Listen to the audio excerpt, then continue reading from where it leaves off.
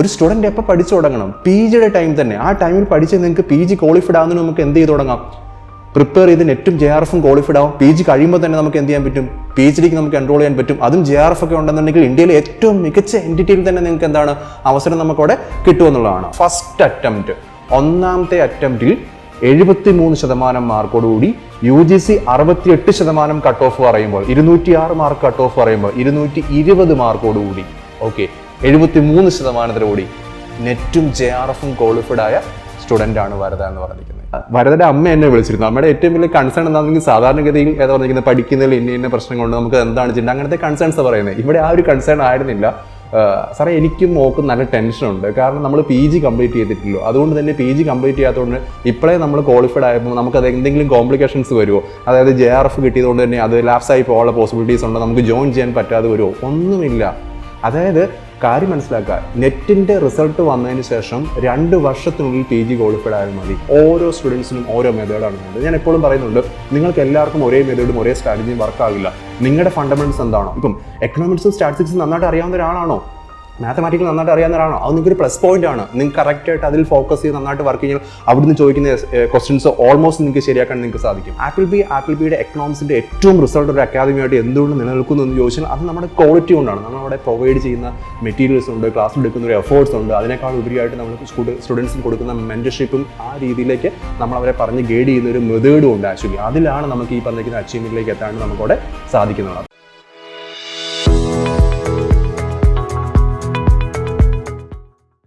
Hi hello. UGC net എക്സാമിന് എപ്പോൾ appear ചെയ്ത് തുടങ്ങണം? മജോറിറ്റി സ്റ്റുഡൻസും എന്നോട് അഡ്മിഷൻ എടുക്കുന്ന സമയത്ത് ചോദിക്കുന്ന ഒരു ക്വസ്റ്റ്യൻ ആണ്. അതായത് നമ്മൾ PG കംപ്ലീറ്റ് ചെയ്തതിന് ശേഷമാണോ, അതെയോ ഒരു PhDക്ക് എൻറോൾ ചെയ്ത് അതിൻ്റെ കൂടെയാണോ, അതെയോ നമ്മൾ PG ക്വാളിഫൈഡ് ആകുന്നതിന് മുമ്പ് തന്നെ ഈ പറഞ്ഞിരിക്കുന്ന കാര്യങ്ങൾ പ്രിപ്പയർ ചെയ്ത് തുടങ്ങണം? അപ്പോൾ ഞാനൊരു സ്റ്റുഡൻറ്റിനോട് ഏറ്റവും ബെസ്റ്റ് അഡ്വൈസ് അല്ലെങ്കിൽ നിങ്ങളുടെ ഒരു ബെസ്റ്റ് ടൈം എപ്പോഴാണ് പ്രിപ്പയർ ചെയ്ത് തുടങ്ങുന്നത് ചോദിച്ചു കഴിഞ്ഞാൽ, നിങ്ങൾ ഫസ്റ്റ് സെമസ്റ്റർ മുതൽ PGയുടെ ഫസ്റ്റ് സെമസ്റ്റർ മുതൽ നിങ്ങൾ പ്രിപ്പയർ ചെയ്ത് തുടങ്ങണം. ഓക്കെ, അങ്ങനെ ഉണ്ട് എന്നുണ്ടെങ്കിൽ PG ക്വാളിഫൈഡ് ആകുന്നതിന് മുമ്പ് നമുക്ക് നെറ്റും JRF നമുക്ക് ക്വാളിഫൈഡ് ആകാൻ പറ്റും. സിമ്പിളാണ് അതിൻ്റെ റീസൺ എന്ന് പറഞ്ഞിരിക്കുന്നത്. നമുക്ക് മിനിമം 4 അറ്റംപ്റ്റ് കിട്ടും ഫസ്റ്റ് സെമസ്റ്റർ മുതൽ എന്നുള്ളതാണ്. ഓക്കെ, UGC പറയുന്ന റൂൾ അനുസരിച്ച് റിസൾട്ട് വന്നതിന് ശേഷം 2 വർഷത്തിനുള്ളിൽ നമ്മൾ PG ക്വാളിഫൈഡ് ആയാൽ മതി. അപ്പോൾ എഫക്റ്റീവ്ലി ഒരു സ്റ്റുഡൻറ്റിന് ഫസ്റ്റ് ടൈം മുതൽ എന്ത് ചെയ്ത് തുടങ്ങാം, ഫസ്റ്റ് സെമസ്റ്റർ മുതൽ ഫസ്റ്റ് ഇയർ മുതൽ അപ്പിയർ ചെയ്ത് തുടങ്ങാമെന്നുള്ളതാണ്. അപ്പോൾ ഇവിടെ ഞാൻ കഴിഞ്ഞ പ്രാവശ്യം നമ്മുടെ റിസൾട്ട് എടുക്കുമ്പോഴത്തേനും JRFോടുകൂടി നെറ്റ് ക്വാളിഫൈഡ് ആയ നമ്മുടെ സ്റ്റുഡൻ്റാണ് വരദ. ഇതിൻ്റെ ഏറ്റവും വലിയൊരു സന്തോഷം എന്താണെന്ന് വെച്ച് കഴിഞ്ഞാൽ, ഈ സ്റ്റുഡൻറ്റ് PG ഫസ്റ്റ് ഇയർ പഠിക്കുമ്പോൾ, അതായത് സെക്കൻഡ് സെമസ്റ്ററിലാണ് JRFോടുകൂടി നെറ്റ് ക്വാളിഫൈഡ് ആകുന്നത്. അത് ചുമ്മാ എങ്ങനെയെങ്കിലും അങ്ങ് ക്വാളിഫൈഡ് ആകുകയല്ല. ആ ഒരു ടൈമിൽ നമുക്ക് 66 പേരാണ്. അതിൻ്റെ മാർക്ക് ലിസ്റ്റ് ഞാൻ ഡിസ്പ്ലേ ചെയ്യാം. ഓൾ ഇന്ത്യ ലെവലിൽ 66 പേർക്കാണ് UGC ജനറൽ കാറ്റഗറിയിൽ നെറ്റ് പ്രൊവൈഡ് ചെയ്യുന്നത്. Okay, and then cut off വന്നിരുന്നത് ഇൻ ടേംസ് ഓഫ് മാർക്ക് ആണെങ്കിൽ 206 206 ആയിരുന്നു. പെർസെൻറ്റേജ് 86.66. അതായത് UGCയുടെ ആ പ്രാവശ്യത്തെ ജനറൽ കാറ്റഗറിയുടെ JRFൻ്റെ കട്ട് ഓഫ് എക്കണോമിക്സിൻ്റെ 206 മാർക്കായിരുന്നു, അതല്ലെങ്കിൽ 68.66 ആയിരുന്നു. വരദയുടെ മാർക്കാണ് അവിടെ. അതായത് ഇവിടെ ഇതേ ഞാൻ ഡിസ്പ്ലേ ഇട്ട് നിങ്ങൾക്ക് എടുത്ത് നോക്കാം. 220 മാർക്ക്. ഓക്കെ, 220 മാർക്ക് 300-ൽ 73.3%. ഇൻ ടേംസ് ഓഫ് പെർസെൻറ്റേജിൽ പറയുകയാണെങ്കിൽ 99.97. ഓക്കെ, കഴിഞ്ഞ ദിവസം അപർണയുടെ മാർക്ക് നമ്മൾ ഡിസ്കസ് ചെയ്യുമ്പോൾ നമ്മൾ പറഞ്ഞാണ് ഇന്ത്യയിലെ ഏറ്റവും ബെസ്റ്റ് മാർക്കാണ് രീതിയിലേക്ക്. അതേപോലെ തന്നെ ഒട്ടും മോശമല്ല. ഫസ്റ്റ് അറ്റംപ്റ്റ്, ഒന്നാമത്തെ അറ്റംപ്റ്റിൽ 73% മാർക്കോടുകൂടി UGC 68% കട്ട് ഓഫ് പറയുമ്പോൾ 206 മാർക്ക് കട്ട് ഓഫ് പറയുമ്പോൾ 220 മാർക്കോടുകൂടി 73%കൂടി നെറ്റും JRF ക്വാളിഫൈഡ് ആയ സ്റ്റുഡൻ്റ് ആണ് വരദ എന്ന് പറഞ്ഞിരിക്കുന്നത്. അപ്പം ഒരു സ്റ്റുഡൻറ്റ് എപ്പോൾ പഠിച്ചു തുടങ്ങണം? PGയുടെ ടൈം തന്നെ. ആ ടൈമിൽ പഠിച്ച് നിങ്ങൾക്ക് PG ക്വാളിഫൈഡ് ആകുന്നതിന് നമുക്ക് എന്ത് ചെയ്ത് തുടങ്ങാം? പ്രിപ്പയർ ചെയ്ത് നെറ്റും JRF ക്വാളിഫൈഡ് ആവും. PG കഴിയുമ്പോൾ തന്നെ നമുക്ക് എന്ത് ചെയ്യാൻ പറ്റും? PhDക്ക് നമുക്ക് എൻറോൾ ചെയ്യാൻ പറ്റും. അതും JRF ഒക്കെ ഉണ്ടെന്നുണ്ടെങ്കിൽ ഇന്ത്യയിലെ ഏറ്റവും മികച്ച എൻറ്റിറ്റിയിൽ തന്നെ നിങ്ങൾക്ക് എന്താണ് അവസരം നമുക്കവിടെ കിട്ടുമെന്നുള്ളതാണ്. JRFൻ്റെ അതായത് ആ പറഞ്ഞിരിക്കുന്ന വാലിഡിറ്റി എന്ന് പറയുന്ന ഇഷ്യൂ ചെയ്ത് കഴിഞ്ഞ ശേഷം 3 വർഷമുണ്ട്. 3 വർഷത്തിനുള്ളിൽ നമ്മൾ എന്ത് ചെയ്താൽ മതി? ജോയിൻ ചെയ്താൽ മതി എന്നുള്ളതാണ്. അപ്പം കഴിഞ്ഞ ദിവസം വരദയുടെ അമ്മ എന്നെ വിളിച്ചിരുന്നു. അമ്മയുടെ ഏറ്റവും വലിയ കൺസേൺ എന്താണെങ്കിൽ സാധാരണഗതിയിൽ ഏതാ പറഞ്ഞിരിക്കുന്നത്, പഠിക്കുന്നതിൽ ഇന്ന പ്രശ്നങ്ങളുണ്ട്, നമുക്ക് എന്താണ് ചെയ്യുന്നത്, അങ്ങനത്തെ കൺസേൺസ് പറയുന്നത്. ഇവിടെ ആ ഒരു കൺസേൺ ആയിരുന്നില്ല. സാറേ എനിക്കും മോക്കും നല്ല ടെൻഷനുണ്ട്, കാരണം നമ്മൾ PG കംപ്ലീറ്റ് ചെയ്തിട്ടില്ലോ. അതുകൊണ്ട് തന്നെ PG കംപ്ലീറ്റ് ചെയ്യാത്തതുകൊണ്ട് ഇപ്പോഴേ നമ്മൾ ക്വാളിഫൈഡ് ആയപ്പോൾ നമുക്കത് എന്തെങ്കിലും കോംപ്ലിക്കേഷൻസ് വരുമോ, അതായത് JRF കിട്ടിയതുകൊണ്ട് തന്നെ അത് ലാപ്സായി പോകാനുള്ള പോസിബിലിറ്റീസ് ഉണ്ടോ, നമുക്ക് ജോയിൻ ചെയ്യാൻ പറ്റാതെ വരുമോ? ഒന്നുമില്ല. അതായത് കാര്യം മനസ്സിലാക്കുക, നെറ്റിൻ്റെ റിസൾട്ട് വന്നതിന് ശേഷം 2 വർഷത്തിനുള്ളിൽ PG ക്വാളിഫൈഡ് ആയാൽ മതി. JRF ലെറ്റർ വന്നതിന് ശേഷം ഇഷ്യൂ ചെയ്ത ഡേറ്റ് അന്ന് മുതൽ 3 വർഷത്തിനുള്ളിൽ നമ്മൾ എന്ത് ചെയ്താൽ മതി, ജോയിൻ ചെയ്താൽ മതി. അപ്പോൾ ഒരു PG സ്റ്റുഡൻറ്റിന് ഏറ്റവും ബെസ്റ്റ് ടൈം നിങ്ങൾ PG അപ്പിയർ ചെയ്യുമ്പോൾ നിങ്ങൾ പഠിച്ചു തുടങ്ങുക, ആ സമയത്തിൽ നിങ്ങൾ ക്വാളിഫൈഡ് ആകുക. നിങ്ങളുടെ ഒരു അമച്ചർ കോഴ്സ് നിങ്ങൾക്ക് ഇമീഡിയറ്റ്ലി എന്താക്കാൻ പറ്റും, പ്രൊഫഷണൽ കോഴ്സാക്കി നിങ്ങൾക്ക് അത് മാറ്റാൻ പറ്റും. അപ്പോൾ ആപ്പിൾബിയുടെ ഏറ്റവും മികച്ച എന്താ പറഞ്ഞിരിക്കുന്നത് ഒരു അച്ചീവ്മെൻറ്റ്സിൽ ഒന്നാണ് ഈ പറയുന്ന PGക്ക് പഠിച്ചുകൊണ്ടിരിക്കുന്ന സ്റ്റുഡൻസിനെ നമ്മൾ അത് മെൻറ്റർ ചെയ്യുന്ന ഒരു രീതിയും അവരെ ഹെൽപ്പ് ചെയ്യാൻ സഹായിക്കുന്ന ഒരു രീതിയും and then end of the day നമ്മൾ കാണിച്ചു തരികയാണ്. ഞാൻ നേരത്തെ പറഞ്ഞിരുന്നു, എപ്പോഴും നമ്മുടെ വീഡിയോസ് എടുത്ത് നോക്കി നമുക്ക് കാണാൻ സാധിക്കും ജയിച്ച കുട്ടികളുടെ മാർക്ക് ലിസ്റ്റൊക്കെ നമ്മൾ വളരെ ക്രെഡിബിൾ ആയിട്ട് നമ്മൾ പബ്ലിഷ് ചെയ്യുന്നത്. എക്കണോമിക്സിൻ്റെ ഒരു റിസൾട്ട് ഇവിടെ എടുക്കുകയാണെന്നുണ്ടെങ്കിൽ എല്ലാ ടൈം ഈ പറഞ്ഞിരിക്കുന്ന ഒരു 150 150 175 സ്റ്റുഡൻസ് നമുക്ക് എക്കണോമിക്സിന് മാത്രം നമുക്ക് എന്ത് ചെയ്യുന്നുണ്ട്, ക്വാളിഫൈഡ് ആവുന്നുണ്ട്. അപ്പോൾ അത്രത്തോളം റിസൾട്ട് വരാനുള്ള കാരണം നമ്മൾ ഈ കൺസിസ്റ്റൻസ് ആയിട്ട് കൊടുക്കുന്ന അസിസ്റ്റൻസ് ആണ് എന്നുള്ളതാണ്. അപ്പോൾ വരദയ്ക്ക് എല്ലാ ആശംസകളും. ഇപ്പം ഇദ്ദേഹം പറയുന്ന ഒരു വോയിസ് ക്ലിപ്പ് നിങ്ങൾക്ക് കേൾക്കാൻ പറ്റും ആക്ച്വലി നന്നായിട്ട്. ഹായ്, എൻ്റെ പേര് വരദ. ഞാൻ MA എക്കണോമിക്സ് സ്റ്റുഡൻ്റ് ആണ്. ഞാനിപ്പോൾ കഴിഞ്ഞിട്ടുള്ള ഡിസംബർ 2024 UGC നെറ്റ് JRF ഹോൾഡറാണ്. ഇതിൻ്റെ ആദ്യത്തെ അറ്റംപ്റ്റ് ആയിരുന്നു. സോ ആദ്യത്തെ അറ്റംപ്റ്റിൽ തന്നെ നെറ്റ് JRFോട് കൂടെ ക്രാക്ക് ചെയ്യാൻ സാധിച്ചതിൽ ഒരുപാട് സന്തോഷം. ഞാൻ PGക്ക് ജോയിൻ ചെയ്യുന്ന സമയത്ത് തന്നെ PhD ചെയ്യണം എന്നൊരാഗ്രഹം ഉണ്ടായിരുന്നു. അതുകൊണ്ട് തുടക്കം മുതലേ നെറ്റ് കോച്ചിങ് അന്വേഷിക്കുന്നുണ്ടായിരുന്നു. എൻ്റെ അമ്മയുടെ ഒരു ഫ്രണ്ട് വഴിയാണ് ഞാൻ ആപ്പിൾബീനെ കുറിച്ചിട്ട് അറിയുന്നതും പിന്നീട് കിരൺ സാറിനെ കോൺടാക്ട് ചെയ്തിട്ട് കോഴ്സിൽ ജോയിൻ ചെയ്യുന്നത്. ഞാൻ ആപ്പിൾബിയുടെ ഓൺലൈനായിട്ടുള്ള LMS പ്ലാറ്റ്ഫോമിലാണ് ജോയിൻ ചെയ്തത്. കോഴ്സിന് ജോയിൻ ചെയ്ത ശേഷം പിന്നീട് ഡെലിൻ മാം ആയിരുന്നു എന്നെ കോൺടാക്ട് ചെയ്യാറുള്ളത്. മാം ആയിരുന്നു എൻ്റെ എഡ്യൂക്കേറ്റർ. മാമുമായിട്ടാണ് പിന്നീട് ഞാൻ സബ്ജക്റ്റ് റിലേറ്റഡ് ആണെങ്കിലും എക്സാം റിലേറ്റഡ് ആയിട്ടുള്ള ഡൗട്ട്സ് ആണെങ്കിലും ഒക്കെ ഷെയർ ചെയ്യാറുള്ളത്. മാം പ്രോപ്പറായിട്ട് സിലബസ് കവർ ആവുന്ന രീതിയിലുള്ള ഒരു സ്റ്റഡി പ്ലാൻ അയച്ചു തരുമായിരുന്നു. അത് ഫോളോ ചെയ്തിട്ടാണ് ഞാനും പഠിച്ചിട്ടുള്ളത്. അങ്ങനെ ഒരു സ്റ്റഡി പ്ലാൻ ഫോളോ ചെയ്യുന്നതുകൊണ്ട് തന്നെ വാസ്റ്റ് ആയിട്ടുള്ള സിലബസ് നമുക്ക് ബ്രേക്ക് ഡൗൺ ചെയ്തിട്ട് ഓരോ പോർഷൻസ് ആയിട്ട് കംപ്ലീറ്റ് ചെയ്യാൻ പറ്റുമായിരുന്നു. അങ്ങനെ കൺസിസ്റ്റൻ്റ് ആയിട്ട് ആ സ്റ്റഡി ചാർട്ട് ഫോളോ ചെയ്ത് ടോപ്പിക്സ് കവർ ചെയ്യുകയും ഓരോ ടോപ്പിക്ക് കവർ ചെയ്ത് കഴിയുമ്പം അതിൻ്റെ മോക്ക് ടെസ്റ്റ് അറ്റൻഡ് ചെയ്യുകയും ചെയ്യുമായിരുന്നു. പിന്നീട് ആ മോക്ക് ടെസ്റ്റിൻ്റെ ബേസിസിൽ നമ്മളൊരു ഇവാലുവേഷൻ നടത്തുകയും അങ്ങനെ നമുക്ക് എന്തൊക്കെ മിസ്റ്റേക്സാണ് പറ്റിയെന്നുള്ളത് മനസ്സിലാക്കുകയും പിന്നെ ചില എക്സാംസിന് നമുക്ക് അത്യാവശ്യം നല്ല സ്കോർ ഉണ്ടെങ്കിൽ നമുക്കതൊരു കോൺഫിഡൻസ് ബൂസ്റ്റ് ആവുകയൊക്കെ ചെയ്യുമായിരുന്നു. അങ്ങനെയാണ് ഞാൻ പ്രിപ്പറേഷൻ മുന്നോട്ട് കൊണ്ടുപോയിട്ടുള്ളത്.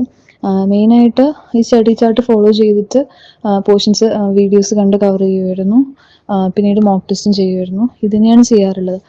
ഞാൻ ജൂലൈയിലാണ് കോഴ്സിൽ ജോയിൻ ചെയ്തത്. അപ്പം ജൂലൈ മുതൽ ഡിസംബർ വരെയുള്ളൊരു ടൈമേ എനിക്ക് ഇത്തവണത്തെ എക്സാമിലേക്ക് ഉണ്ടായിരുന്നുള്ളൂ. ആ ഒരു ചെറിയ സമയത്തിനുള്ളിൽ എന്തായാലും കംപ്ലീറ്റ് സിലബസ് എനിക്ക് കവർ ചെയ്യാൻ പറ്റില്ലായിരുന്നു. അപ്പം ഞാൻ ഡിസംബർ വരെയുള്ള പോർഷൻസ് സ്റ്റഡി ചാർട്ട് ഫോളോ ചെയ്ത് കംപ്ലീറ്റ് ചെയ്യുമായിരുന്നു. പിന്നീട് ഞാൻ ഇതേപോലെ ഡിസംബർ കഴിഞ്ഞപ്പോഴും മാമിനോട് നെക്സ്റ്റ് പ്ലാൻ ചോദിക്കുമായിരുന്നു. അപ്പം മാമിനോട് പറഞ്ഞത് ഇനിയും നമ്മൾ പുതിയൊരു പ്ലാൻ എടുക്കാതെ നമ്മുടെ കയ്യിൽ ഇപ്പോൾ എന്താണുള്ളത് അത് വീണ്ടും റിവൈസ് ചെയ്ത് കോൺസെപ്റ്റ് തറോ ആക്കുക എന്നായിരുന്നു. അത് തന്നെയാണ് ഞാൻ ചെയ്തിട്ടുള്ളത്. പിന്നീട് അതുപോലെ തന്നെ നമ്മൾ കവർ ചെയ്യാത്ത സബ്ജക്ട്സ് ഉണ്ടാവും. അപ്പോൾ ആ സബ്ജക്ട്സിൽ ഇനിയിപ്പോൾ എനിക്ക് ചെയ്യാൻ പറ്റുമെന്ന് വെച്ചാൽ എക്സാമിലേക്ക് കുറച്ച് സമയം ഉണ്ടാവും.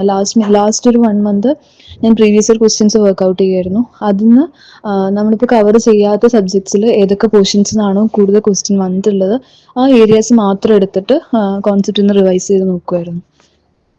അതുപോലെ ഇത്തവണത്തെ എക്സാമിലാണെങ്കിലും ഇങ്ങനെ ക്രൊണോളജി ബേസ്ഡ് ആയിട്ടുള്ള ക്വസ്റ്റ്യൻസും തിയറി പ്രൊപ്പൗണ്ടേഴ്സ് അങ്ങനത്തെ ക്വസ്റ്റ്യൻസ് ഒക്കെ ചോദിക്കാറുണ്ട്.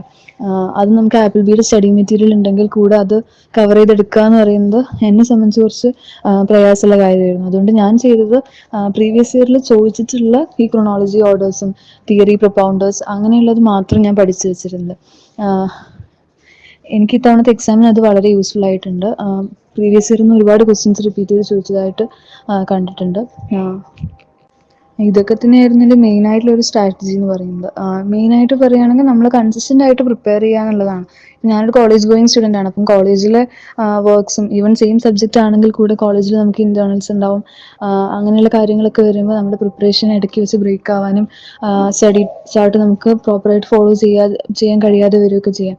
അങ്ങനെയാണെങ്കിൽ നമ്മൾ പിന്നീടും ആ ഒരു ചെറിയ ബ്രേക്ക് വന്നാലും അത് നീട്ടിക്കൊണ്ട് പോകാതെ പെട്ടെന്ന് തന്നെ തിരിച്ചു വരിക എന്നുള്ളതാണ് നമുക്ക് ചെയ്യാൻ പറ്റുന്ന കാര്യം. ഇപ്പം എൻ്റെ ഒരു റിസൾട്ടിൽ നിന്ന് എനിക്ക് മനസ്സിലാക്കാൻ പറ്റുന്നത് കംപ്ലീറ്റ് സിലബസ് നമ്മൾ കവർ ചെയ്തോ ഇല്ലേ എന്നുള്ളതല്ല. നമ്മൾ എക്സാം വരെ നമുക്ക് എത്ര സമയമാണുള്ളത് ആ സമയം നമ്മൾ കൺസിസ്റ്റൻ്റ് ആയിട്ട് വർക്ക് ചെയ്യുക. അതുപോലെ നമ്മുടെ കയ്യിൽ എത്രയാണോ സിലബസ് കവർ ചെയ്തിട്ടുള്ളത് ആ കോൺസെപ്റ്റ്സ് പ്രോപ്പറായിട്ട് റിവൈസ് ചെയ്ത് വെക്കുക എന്നുള്ളതാണ്. പിന്നെ എനിക്ക് എന്ത് ഡൗട്ട്സ് ഉണ്ടെങ്കിലും ഡെലിൻ മാമായിട്ടാണ് ഷെയർ ചെയ്യാറുള്ളത്. ഈവൻ ഇപ്പം നമുക്ക് സ്റ്റഡി പ്ലാൻ തരുന്ന സമയത്തായാലും നമുക്ക് ചിലപ്പം നമുക്ക് ഇഷ്ടമുള്ള സബ്ജക്ട്സ് ഉണ്ടാവും. അപ്പോൾ ചില സമയത്ത് നമുക്ക് മേ ബി നമുക്ക് പഠിക്കാൻ അത്ര മൂഡില്ലാത്ത സമയമൊക്കെ ആണെങ്കിൽ ഞാൻ മാമിനോട് പറയുമായിരുന്നു, എനിക്ക് സബ്ജക്റ്റ് ഒന്ന് മാറ്റി തരുമോ. നമുക്ക് താല്പര്യമുള്ള സബ്ജക്ട്സ് പറയാം. ഇപ്പോൾ പേഴ്സണലി പറയുകയാണെങ്കിൽ എനിക്ക് ഇന്ത്യൻ ഇക്കോണമിയൊക്കെ കുറച്ച് ഡ്രൈ ഏരിയാസ് ആണ്. അപ്പം അങ്ങനത്തെ ടോപ്പിക്കൊക്കെ കംപ്ലീറ്റ് ചെയ്യാൻ എനിക്ക് കുറച്ച് ബുദ്ധിമുട്ടാകുമ്പം ഞാൻ വേറെ പോർഷൻസ് തരുമോ എന്നൊക്കെ മാമിനോട് ചോദിക്കാറുണ്ടായിരുന്നു. സോ അങ്ങനെ നമ്മൾ പ്രോപ്പർലി നമ്മുടെ ബുദ്ധിമുട്ടുകളും ഒക്കെ പ്രോപ്പർലി എഡ്യൂക്കേറ്റേഴ്സായിട്ട് കമ്മ്യൂണിക്കേറ്റ് ചെയ്യുമ്പോൾ തന്നെ നമ്മുടെ ആ ഒരു ജേർണി കുറച്ചുകൂടി ഈസി ആവുമെന്ന് എനിക്ക് തോന്നിയിട്ടുണ്ട്. എന്നെ ഏറ്റവും കൂടുതൽ ഹെൽപ്പ് ചെയ്തിട്ടുള്ള ഒരു കാര്യം എന്ന് പറയുന്നത് അതാണ്. പിന്നെ ഓഫ് കോഴ്സ് ലെഗ് ഫാക്ടറും ഉണ്ട്. ഇത്തവണ ഒരുപാട് പ്രീവിയസ് ഇയർ ക്വസ്റ്റ്യൻസ് ഇതൊക്കെ ചോദിച്ചിട്ടുണ്ടായിരുന്നു. ഞാൻ ഈ ഒരു ടൈമിനുള്ളിൽ പഠിച്ചതും അതിനു മുമ്പുള്ള എൻ്റെ അറിവും വെച്ചിട്ടുള്ള എനിക്ക് അറ്റൻഡ് ചെയ്യാൻ പറ്റി എന്നുള്ളതാണ്. ഈവൻ എക്സാം കഴിഞ്ഞപ്പോഴായാലും എനിക്ക് ഇത്തവണ നെറ്റ് പോലും ക്രാക്ക് ചെയ്യാൻ പറ്റുമെന്ന് ഞാൻ വിചാരിച്ചിട്ടുണ്ടായിരുന്നില്ല.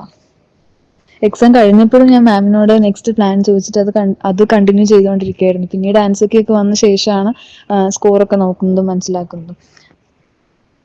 പിന്നെ റിസൾട്ട് വന്നപ്പം നെറ്റും JRF ഉണ്ട്, അത്യാവശ്യം നല്ല സ്കോറും കൂടെ ഉണ്ടെന്ന് അറിഞ്ഞപ്പോൾ ഒരുപാട് സന്തോഷം. ഈവൻ ഡെലിൻ മാമുമായിട്ട് ഷെയർ ചെയ്തപ്പോൾ ആണെങ്കിൽ മാമിൻ്റെ വോയിസ് കേട്ടപ്പോഴും എനിക്ക് ഒരുപാട് സന്തോഷമായി. കാരണം മാമും അത്രത്തോളം ഹാപ്പി ആയിരുന്നു. അപ്പോൾ എനിക്ക് പറയാനുള്ളത് നെറ്റും ക്രാക്ക് ചെയ്യാൻ പറ്റുക എന്ന് പറയുന്നത് ഓരോരുത്തർക്കും ഓരോ സമയത്തായിരിക്കാം. പക്ഷെ എന്താണെങ്കിലും നമ്മൾ കൺസിസ്റ്റൻ്റ് ആയിട്ട് വർക്ക് ചെയ്തുകൊണ്ടിരിക്കുക, റിസൾട്ടിനെ കുറിച്ച് ബോധേഡ് ആവാതെ എന്നതാണ്. പിന്നെ വീഡിയോസ് കാണുക, മോക്ക് ടെസ്റ്റ് ചെയ്യുക, പ്രോപ്പറായിട്ട് റിവൈസ് ചെയ്യുക, പ്രീവിയസ് ഇയർ ക്വസ്റ്റ്യൻസ് സോൾവ് ചെയ്യുക. ഇത്രയും ചെയ്താൽ തന്നെ നമുക്ക് നല്ല സ്കോറ് വാങ്ങാൻ പറ്റുന്നതാണ്. എനിക്ക് എൻ്റെ ഈ ഒരു റിസൾട്ടിലേക്ക് എത്താൻ ഏറ്റവും കൂടുതൽ സഹായിച്ചിട്ടുള്ളത് ആപ്പിൾ ബിയുടെ സ്റ്റഡി മെറ്റീരിയൽസും വീഡിയോസും ഒക്കെ തന്നെയാണ്. So thanks to team Apple B, especially Delin ma'am. And ഇനി പ്രിപ്പയർ ചെയ്തുകൊണ്ടിരിക്കുന്ന എല്ലാവർക്കും ഓൾ ദി ബെസ്റ്റ്. വളരെ നല്ല രീതിയിലേക്ക് പ്രിപ്പയർ ചെയ്തിട്ടുണ്ട് എന്നുള്ളതാണ്. പക്ഷെ ഒരു കാര്യം മനസ്സിലാക്കുക, എപ്പോഴും പഠിച്ചു തുടങ്ങുന്ന സ്റ്റുഡൻസിന് പല തരത്തിൽപ്പെട്ട കൺസേൺസും ഡൗട്ട്സും ഉണ്ട്. എങ്ങനെയാണ് പഠിക്കേണ്ടത്, ഏതാണ് പഠിക്കേണ്ടത്. അതിനേക്കാൾ ഉപരിയായിട്ട് ഇന്നത്തെ ഒരു കാലഘട്ടത്ത് ഈ വിഷ്വൽ മീഡിയ ഇത്രത്തോളം ആക്റ്റീവ് ആകുന്നതുകൊണ്ട് കുട്ടികൾ വളരെ ഇതിലേക്ക് കൺഫ്യൂസ്ഡ് ആണ്. ഇപ്പോൾ ഒരു ടേമിൽ ഇന്ന ഏരിയയിൽ കുറച്ച് കൂടുതൽ ക്വസ്റ്റ്യൻ ചോദിച്ചു, അപ്പോൾ ഇമ്മീഡിയറ്റ്ലി പിട്ടാൽ എന്ത് ചെയ്യുന്നത്, സിലബസ് മാറി, പാറ്റേൺ മാറി, ഇമ്മീഡിയറ്റ്ലി എന്ത് ചെയ്യും, ആ ഏരിയയിൽ മാത്രം ഫോക്കസ് ചെയ്യും. അടുത്ത പ്രാവശ്യം എക്സാം ചെയ്ത് നോക്കുന്ന ആ പാറ്റേൺ ആയിരിക്കില്ല. നമുക്കൊരു സിലബസ് ഉണ്ട്, ആ സിലബസിന് ഒരു കോർ ഏരിയ ഉണ്ട്. ആ കോർ ഏരിയയിൽ നിന്ന് എപ്പോഴും ക്വസ്റ്റ്യൻസ് ചോദിക്കും. ഒരു 30% ക്വസ്റ്റ്യൻസ് മാറി വന്നു കഴിഞ്ഞാൽ പോലും ടഫസ്റ്റ് എക്സാം ആണ്. ആക്ച്വലി കട്ട് ഓഫ് വളരെ കുറവായിരിക്കും. അതുകൊണ്ട് നമുക്ക് എന്താണ്, കോർ ഏരിയയിൽ നിന്ന് ചോദിക്കുന്ന ക്വസ്റ്റ്യൻസ് നമുക്ക് ശരിയാക്കാൻ പറ്റിക്കഴിഞ്ഞാൽ നമ്മൾ ക്വാളിഫൈഡ് ആവും. അപ്പോൾ പലപ്പോഴും എക്സാം കഴിയുമ്പോൾ ഉള്ള അനാലിസുമായിട്ട് ബന്ധപ്പെട്ട് ഒരുപാട് തരത്തിൽപ്പെട്ട കോംപ്ലിക്കേഷൻസ് ആൻഡ് ദെൻ റോങ് ആയിട്ടുള്ള ഒരു മെത്തേഡിലേക്ക് വേണ്ടി നമ്മൾ എന്ത് ചെയ്യും, മൂവ് ഓൺ ചെയ്യും. അതായത് ലാസ്റ്റ് ടൈം ഇന്ന ഏരിയയിൽ നിന്ന് ഒരുപാട് ക്വസ്റ്റ്യൻ ചോദിച്ചു, അപ്പോൾ അത് വളരെ ഇമ്പോർട്ടൻ്റ് ആണ്. അത് നമ്മൾ എന്ത് ചെയ്യും, അതിൽ മാത്രമായിരിക്കും നമ്മുടെ ഫോക്കസ് എന്ന് പറയുന്നത്. എന്നാൽ ഒരു കാര്യം അവിടെ മനസ്സിലാക്കുന്നില്ല, ബാക്കി മജോറിറ്റി ക്വസ്റ്റ്യൻസും സ്ട്രോങ് കോർ ഏരിയയിൽ നിന്ന് തന്നെ ചോദിച്ചിരിക്കുന്നത്. അത് നന്നായിട്ട് പഠിച്ചിട്ട് പോയി കഴിഞ്ഞാൽ അടുത്ത പ്രാവശ്യം എനിക്ക് ക്വാളിഫൈഡ് ആകാൻ പറ്റും എന്ന് പറയുന്ന വളരെ സിസ്റ്റമാറ്റിക് ആയിട്ടൊരു മെത്തേഡിന് പകരമായിട്ട് നമുക്കൊരു സ്ട്രാറ്റജി തയ്യാറാക്കാനോ നമ്മൾ പ്രിപ്പയർ ചെയ്യുന്ന മെത്തേഡിൽ ഉറച്ചു നിൽക്കാനോ നമുക്ക് കഴിയാതെ പോകുന്നൊരു സിറ്റുവേഷൻ നമുക്കവിടെ ഉണ്ടാകുന്നതാണ്. അപ്പോൾ ആപ്പിൾ ബി പറയുന്നത് വളരെ സ്ട്രോങ് ആയിട്ട് ഇംപ്ലിമെൻറ്റ് ചെയ്ത് കാണിച്ചിട്ടാണ്. PG പോലും ക്വാളിഫൈഡ് ആകുന്നതിന് മുമ്പ് ഒരു സ്റ്റുഡൻറ്റിനെ നെറ്റ് ക്വാളിഫൈഡ് ആക്കാൻ പറ്റുമോ എന്ന് ചോദിച്ചാൽ യെസ്, അബ്സലൂട്ട്ലി സ്റ്റുഡൻറ്റ് ഡെഡിക്കേഷൻ ഭയങ്കര ഇമ്പോർട്ടൻ്റ് ആണെന്നുള്ളതാണ് അവിടെ അങ്ങനത്തെ ഒരു സിറ്റുവേഷൻ നമുക്കവിടെ വന്നു കഴിയുമ്പോഴത്തേനും. അപ്പോൾ എന്തായാലും ഒരു റോൾ മോഡലായിട്ട് ഞങ്ങൾ അവതരിപ്പിക്കുകയാണ്. PG ഫസ്റ്റ് സെമസ്റ്റർ, അതായത് സെക്കൻഡ് സെമസ്റ്റർ ഫസ്റ്റ് ഇയർ ഉള്ളിൽ തന്നെ എന്ത് ചെയ്യുന്നു, ഇപ്പോൾ സെക്കൻഡ് ഇയർ പഠിച്ചുകൊണ്ടിരിക്കുകയാണ്. PG ഇപ്പോൾ സെക്കൻഡ് ഇയർ പഠിച്ചുകൊണ്ടിരിക്കുകയാണ്. ഒന്ന് ഓർത്ത് നോക്കുക, PGയും കഴിഞ്ഞ് 3-4 വർഷം കഴിഞ്ഞ് ഈവൻ PhD ചെയ്തുകൊണ്ടിരിക്കുന്ന ആൾക്കാർ പോലും നെറ്റ് നേടാനായിട്ട് നിങ്ങളൊന്ന് സ്ട്രഗിൾ ചെയ്യുമ്പോഴാണ് ഈ പറഞ്ഞ രീതിയിലേക്ക് ഏറ്റവും മികച്ച മാർക്കോടെ അതായത് ജനറൽ കാറ്റഗറി കട്ട് ഓഫിന് UGC പറഞ്ഞിരിക്കുന്ന മാർക്കിനേക്കാളും വളരെയധികം കൂടുതൽ പെർസെൻറ്റേജിന് ക്വാളിഫൈഡ് ആകാൻ പറ്റുന്നു എന്ന് വെച്ച് കഴിഞ്ഞാൽ അതൊരു വലിയൊരു അച്ചീവ്മെൻറ്റ് തന്നെയാണ്. അപ്പോൾ നമ്മൾ മൂവ് ഓൺ ചെയ്യേണ്ട അതായത് നമ്മളത് പഠിച്ച് പ്രിപ്പയർ ചെയ്ത് മുന്നോട്ട് പോകുന്ന ഒരു രീതിയുണ്ട്. ആ രീതി കറക്റ്റായിട്ട് ഫോളോ ചെയ്യുക. ഓരോ സ്റ്റുഡൻസിനും ഓരോ മെത്തേഡാണ് വേണ്ടത്. ഞാൻ എപ്പോഴും പറയുന്നുണ്ട്, നിങ്ങൾക്ക് എല്ലാവർക്കും ഒരേ മെത്തേഡും ഒരേ സ്ട്രാറ്റജിയും വർക്കാവില്ല. നിങ്ങളുടെ ഫണ്ടമെന്റൽസ് എന്താണോ, ഇപ്പം എക്കണോമിക്സും സ്റ്റാറ്റിസ്റ്റിക്സും നന്നായിട്ട് അറിയാവുന്ന ഒരാളാണോ, മാത്തമാറ്റിക്കൽ നന്നായിട്ട് അറിയാവുന്ന ഒരാളാണോ, അത് നിങ്ങൾക്കൊരു പ്ലസ് പോയിന്റ് ആണ്. നിങ്ങൾക്ക് കറക്റ്റായിട്ട് അതിൽ ഫോക്കസ് ചെയ്ത് നന്നായിട്ട് വർക്ക് ചെയ്യുമ്പോൾ അവിടുന്ന് ചോദിക്കുന്ന ക്വസ്റ്റ്യൻസ് ഓൾമോസ്റ്റ് നിങ്ങൾക്ക് ശരിയാക്കാൻ നിങ്ങൾക്ക് സാധിക്കും. എന്നാൽ അവിടെ നിങ്ങൾ ഇച്ചിരി വീക്കാണോ, നിങ്ങൾ ഒരു കാരണവശാലും അതുകൊണ്ട് ഡിസ്ക്വാളിഫൈഡ് ആവുന്നില്ല. ബാക്കിയുള്ള ഏരിയാസ് എന്ന് പറയുന്നത് എബോവ് 70% ഉണ്ട്. ഇവിടുന്ന് മിനിമം മാർക്ക് നിങ്ങൾക്ക് സ്കോർ ചെയ്ത് കഴിഞ്ഞാലും ബാക്കിയുള്ള ഏരിയാസ് നന്നായിട്ട് നിങ്ങൾക്ക് പെർഫോം ചെയ്യുന്നത് ഈസി ആയിട്ട് നിങ്ങൾക്ക് അവിടെ നിങ്ങൾക്ക് JRF നേടാൻ പറ്റും. അപ്പോൾ ഓരോ സ്റ്റുഡൻറ്റിനും ഓരോ ഫണ്ടമെന്റൽസ് ആണ്. ആ ഫണ്ടമെന്റൽസ് അനുസരിച്ച് നമ്മൾ പ്രിപ്പയർ ചെയ്താൽ മാത്രം മതി. ആ വോയിസ് ഓവർ വ്യക്തമായിട്ട് പറയുന്നുണ്ട്, ആൾക്ക് പല സമയങ്ങളിലും കറക്റ്റായിട്ട് നമ്മൾ കൊടുക്കുന്ന സ്റ്റഡി പ്ലാൻസിൽ ആ സ്റ്റഡി പ്ലാൻ അന്നത്തെ ദിവസം ഫോളോ ചെയ്യാൻ പറ്റുന്നില്ല, പറ്റുന്നില്ല, കണ്ടമാനം അങ്ങ് എക്സോസ്റ്റ് ആണ്, അപ്പോൾ വേറെ എന്തെങ്കിലും സ്റ്റഡി പ്ലാൻസ് ഉണ്ടോ? ഓക്കെ, നമ്മൾ ഇമ്മീഡിയറ്റ്ലി നമ്മൾ ഫ്ലെക്സിബിൾ ആയിട്ട് നമ്മളത് കൊടുക്കുന്നു എന്ന് വെച്ച് കഴിഞ്ഞാൽ ഓരോ സ്റ്റുഡൻറ്റിനും എന്താണോ വേണ്ടത് ആ രീതിയിലേക്കാണ്. അപ്പോൾ ഇന്നത്തെ ഒരു കാലഘട്ടത്തിൽ സ്റ്റുഡൻസ് ഏറ്റവും കൂടുതൽ ബുദ്ധിമുട്ടുന്ന ഒരു കാര്യം ഇതാണ്, എങ്ങനെ പഠിക്കണം, ഏത് പഠിക്കണം, എനിക്ക് മാത്സ് അറിയില്ല, എനിക്ക് എക്കണോമിക്സ് അറിയില്ല, ഞാൻ എക്കണോമിക്സിൽ ക്വാളിഫൈഡ് ആവോ? യെസ്, പക്ഷേ ബേസിക്സ് ഉറപ്പായിട്ടും പഠിച്ചെടുക്കുന്നുണ്ട്. പക്ഷേ അവിടെ നിങ്ങൾ വീക്കാണെന്ന് വെച്ച് മാത്രം നിങ്ങൾക്ക് എന്ത് ചെയ്യാൻ സാധിക്കില്ല, നിങ്ങൾ അവിടെ നിന്ന് ഡിസ്ക്വാളിഫൈഡ് ആയ സിറ്റുവേഷൻ ഒന്നും വരില്ല എന്നാണ്. എന്നാൽ അത് നിങ്ങൾക്ക് അറിയാവുന്ന ഒരാളാണോ, ഉറപ്പായിട്ടും നിങ്ങൾക്ക് ജെ ആർ ഫുഡ് നിങ്ങൾക്ക് എന്ത് ചെയ്യാൻ പറ്റും, ക്വാളിഫൈഡ് ആകാൻ പറ്റുന്ന ഒരു സിറ്റുവേഷൻ അവിടെ ഉണ്ട് എന്നാണ്. അപ്പം ആപ്പിൾ ബിയുടെ എക്കണോമിക്സിൻ്റെ ഏറ്റവും റിസൾട്ട് ഒരു അക്കാദമിയായിട്ട് എന്തുകൊണ്ട് നിലനിൽക്കുന്നു എന്ന് ചോദിച്ചാൽ അത് നമ്മുടെ ക്വാളിറ്റി കൊണ്ടാണ്. നമ്മളവിടെ പ്രൊവൈഡ് ചെയ്യുന്ന മെറ്റീരിയൽസ് ഉണ്ട്, ക്ലാസ്സിൽ എടുക്കുന്ന ഒരു എഫേർട്സ് ഉണ്ട്, അതിനേക്കാൾ ഉപരിയായിട്ട് നമ്മൾ സ്റ്റുഡൻസിന് കൊടുക്കുന്ന മെൻറ്റർഷിപ്പും ആ രീതിയിലേക്ക് നമ്മളവരെ പറഞ്ഞ് ഗൈഡ് ചെയ്യുന്ന ഒരു മെത്തേഡും ഉണ്ട്. ആക്ച്വലി അതിലാണ് നമുക്ക് ഈ പറഞ്ഞിരിക്കുന്ന അച്ചീവ്മെൻറ്റിലേക്ക് എത്താണ്ട് നമുക്കവിടെ സാധിക്കുന്നുള്ളൂ. അപ്പോൾ എനിവേ വരദയുടെ മാർക്ക് ലിസ്റ്റ് നിങ്ങൾ കണ്ടിട്ടുണ്ടായിരിക്കും. ഇത് ഒരു റോൾ മോഡലാണ് നിങ്ങൾക്ക് മുന്നോട്ട് പോകുമ്പോൾ UGCയിൽ അതായത് നടത്തുന്ന എക്കണോമിക്സിൻ്റെ നെറ്റ് എക്സാം ക്വാളിഫൈഡ് ആകാൻ ആരെ കൊണ്ടും പറ്റുന്നൊരു എക്സാമാണ്. അതിന് നിങ്ങൾക്ക് ഈ പറഞ്ഞ രീതിയിലേക്ക് നിങ്ങൾക്കൊരു എഫേർട്ട് എടുക്കാനുള്ള മനസ്സ് മാത്രം ഉണ്ടായാൽ മതി. അതുപോലെ നിങ്ങളുടെ ഫണ്ടമെന്റൽസ് മനസ്സിലാക്കി അതിനനുസരിച്ച് പ്രവർത്തിക്കാൻ മാത്രം നിങ്ങൾക്ക് കഴിഞ്ഞാൽ മതി എന്നുള്ളതാണ്. ഓക്കെ, അപ്പോൾ ഇതേപോലെ ആപ്പിൾ ബിയിൽ നിന്ന് ജയിച്ച ഒരുപാട് റോൾ മോഡൽസ് ആക്കാവുന്ന എക്കണോമിക്സിലെ സ്റ്റുഡൻസ് നിങ്ങളുടെ മുമ്പിലേക്ക് ഇനി വരും ദിവസങ്ങളിൽ ഞാൻ ഓരോന്നോരോന്നായിട്ട് അവതരിപ്പിക്കുന്നതായിരിക്കും. അപ്പം വരദ ഇത് നിങ്ങൾക്ക് എല്ലാവർക്കും കണ്ടുപിടിക്കാവുന്നൊരു സ്റ്റുഡൻ്റാണ്. PG ഫസ്റ്റ് ഇയറിൽ JRF-ഓടുകൂടി നെറ്റ് ക്വാളിഫൈഡ് ആവുന്നു. അതും എത്രയാണ്, 99.97%, 73.3% മാർക്കോടുകൂടി. UGCയുടെ കട്ട് ഓഫ് ഓർക്കുക 206, 68.66 വരുമ്പോഴാണ് 220 മാർക്കും 73.3% മാർക്കുമായിട്ട് വരദ ക്വാളിഫൈഡ് ആകുന്നത് എന്നുള്ളതാണ്. ഓക്കെ, അപ്പം എനിവേ ഇതൊക്കെ ഒരു ഇൻസ്പിറേഷൻ ആയിട്ട് എടുത്ത് നിങ്ങളെ കൊണ്ടും പറ്റുമെന്ന രീതിയിലേക്ക് കാര്യങ്ങൾ മനസ്സിലാക്കി എത്രയും പെട്ടെന്ന് പ്രിപ്പയർ ചെയ്ത് തുടങ്ങുക. പുതിയ ബാച്ചിൻ്റെ കാര്യങ്ങളെല്ലാം നമുക്കവിടെ ഡിസംബറിന് വേണ്ടിയുള്ള ക്ലാസ്സുകൾ ഓപ്പൺ ആണ്. ഓഫ്ലൈൻ ഓൺലൈൻ രണ്ട് ഫോർമാറ്റും ക്ലാസ്സുകൾ നമുക്കവിടെ അവൈലബിൾ ആണ്. നമ്മുടെ ക്ലാസ്സുകളുടെ ക്വാളിറ്റി നിങ്ങൾക്ക് കാണുന്നുണ്ടെങ്കിൽ യൂട്യൂബൊക്കെ എടുത്ത് നോക്കിയാൽ മതി. അവിടെ നമുക്ക് ലൈവ് സെഷൻസിന് എല്ലാം ഏതായിരിക്കുന്നത് റെക്കോർഡിങ്ങും കാര്യങ്ങളെല്ലാം നിങ്ങൾക്ക് അവിടെ അവൈലബിൾ ആണ്. റെഫറൻസിന് വേണ്ടി എടുത്ത് നോക്കിയാൽ മതി. അപ്പോൾ anyway thank you so much. അടുത്ത ദിവസം വീണ്ടും പുതിയൊരാളുമായിട്ട് നമുക്ക് കാണാം. Bye bye.